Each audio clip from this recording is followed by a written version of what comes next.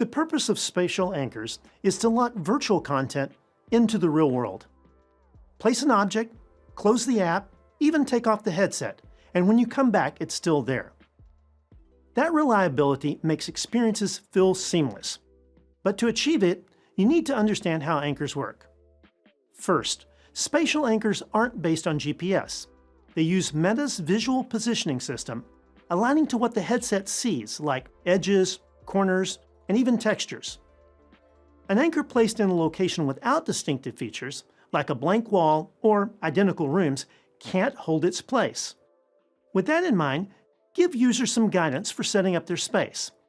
For example, you might suggest placing a frame, lamp, or other object near the anchor when an environment lacks distinctive features.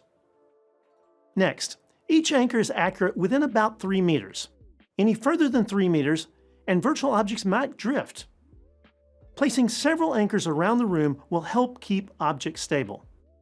But to simplify management, we recommend using the world locking feature in the Mixed Reality Utility Kit. It keeps virtual content stationary relative to the real world without manually parenting every object to anchors. And finally, map data is stored locally by default, so spatial anchors disappear when a session ends. For persistence, or for multiplayer alignment, make sure users enable enhanced spatial services. This allows anchors to be saved, restored, and shared so that everyone sees the object in the same place. Now that you better understand spatial anchors, you can build for reliability and share important guidance with your users.